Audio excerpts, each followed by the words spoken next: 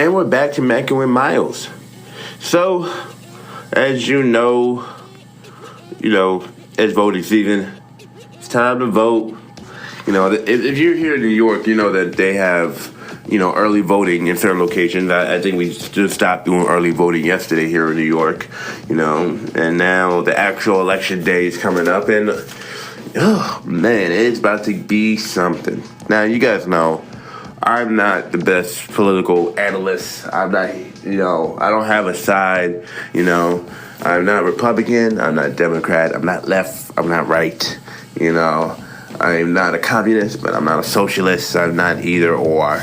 I'm just having my political awakening and just figuring it out. I mean, I say I'm having my political awakening now, but that's honestly not the truth. If you really look back at me as a kid, at like 15 years old, I was heavy into Malcolm X, so I technically had a political awakening years ago. This is just a new level of political awakening, But, people, it is very important that you vote. It is your right to vote. There are a lot of people saying, oh, there's no point of voting. Nothing changed when we vote. Oh, they're just using us. Oh, what's the point of voting if they're not going to give us any tangibles? Which I agree. We need things. We should vote for the people that will give us the things that we want. And, politicians lie. They promise stuff all the time, and then a lot of times we don't get what we want. But it doesn't mean you can't try, Now, I can't tell you who to vote for because that's not my place. But it is important that you do vote, So take the opportunity, take it serious, Don't be like, remember that Eddie Murphy joke is Delirious where like some guys just vote just for like, not even for fun, as a goof, like, let's just go vote for Kanye West. Then we wake up on Wednesday, Kanye West is president because enough people wrote his name in. Who knows, I'm not going to lie, I would enjoy seeing Kanye as president, but, America ain't ready for that yet, But anywho, it's your God-given right, your American right to vote. So make sure you take the opportunity to vote because, who knows what's going to happen next? Who really knows? I do know one thing in the city, they're locking stuff down. They are boarding things up. They're like, yo, things may get bad, so we need extra security in case Trump wins. Like, not even if he loses. If he wins, we need to prepare for some shit to go down. So like, okay, what are they expecting? What are they planning? Let's everybody be vigilant, be prepared. This week is gonna be something else. People are like, oh, things are gonna change after the election day. Like, yeah, I do know that it takes a while for them to actually get the ballot together and actually count all the votes, and it's not going to end after election day. Because that was the case that do you remember the whole Al Gore and Bush situation? That didn't end overnight. Like they were like, oh, we got to count Florida, and they, it was just like it's not going to end by election day, guys. So just brace yourself. Take a deep breath. We live for a long ride. No, we just in November. 2020 ain't over yet. We're reaching the grand finale of 2020, so be prepared.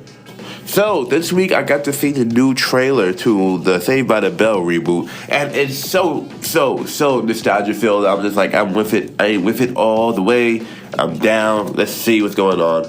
And I noticed, there was a few people that wasn't in the trailer from the original series. And then, maybe a few days later, I see a picture from Entertainment Weekly. They're like, hey, look, Lisa Turtle is back. And I'm like, yeah, I knew what Lisa was missing. She ain't want to be black. I don't care. Not Lisa, the character, but the Lark Voorhees, the girl who played the character, she denied being black. But I'm like, how you gonna deny being black, girl? You black as day. Stop it. We see you black. Stop it. Put some color back in your skin, because she'll be white herself up and whatnot. But they said she had a mental illness. She had a breakdown, this and this and that. But they said she's fine now. She was fine back in the day.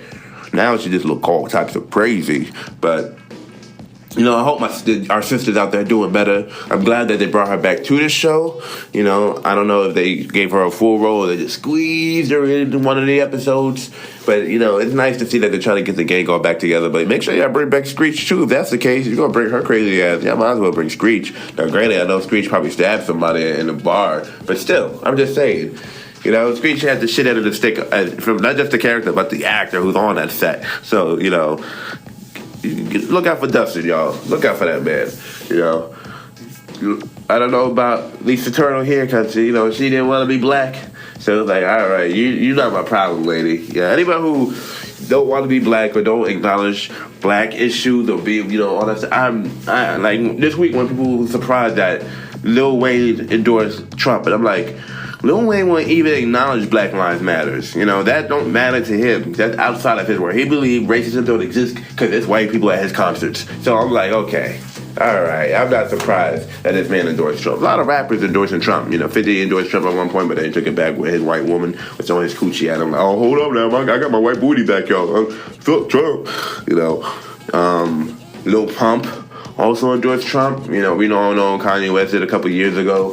So, it's an interesting time to be alive, people. It's a very interesting time to be alive. Am I surprised? Not at all. Not at all. Trump is for the rich, but like I said, I don't trust any politician, but we're not here to talk about politics right now. We're just talking facts. Just talking of facts. But I am happy to see Saved by the Bell come back on, and I can't wait to watch it. So, I noticed that Taylor is Free is trending today on social media. So I'm like, Taylor is free. Did Taylor Swift get locked up? No, she didn't get locked up. Her fans were celebrating that as a musician, she's free to re-record her original music.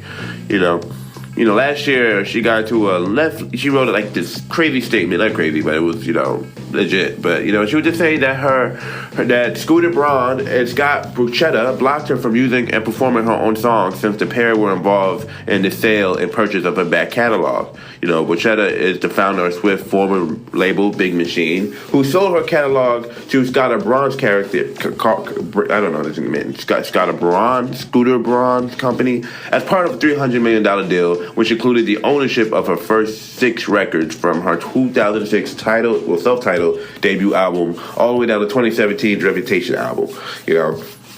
So Swift was, accusing the guys of like manipulating, bullying. She would say she was sad and grossed out that that she didn't get to control her masters. That they did everything they can to keep her from getting her masters and everything like that. It's crazy. 2020, we hear a lot of this. Back in the day, you rarely hear. No, I wouldn't say rarely because Prince definitely letting people know that he was having an issue with his masters. But it's way more vocal now, where a lot of artists are coming out like, yo, I want my masters, whether it's Kanye West all the way down to Taylor Swift.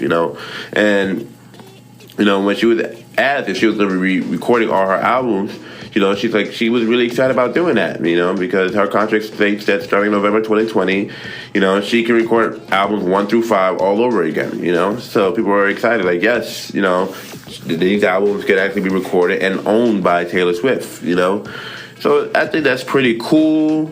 I'm waiting for all the other artists to be able to do the exact same thing. It's not easy to be able to do such a thing.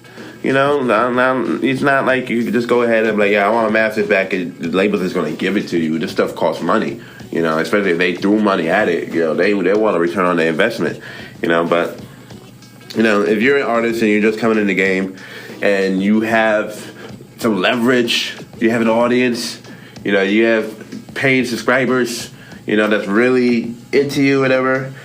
Don't give away your masters so quick. Read those paperworks, read the contract, and leverage your deal.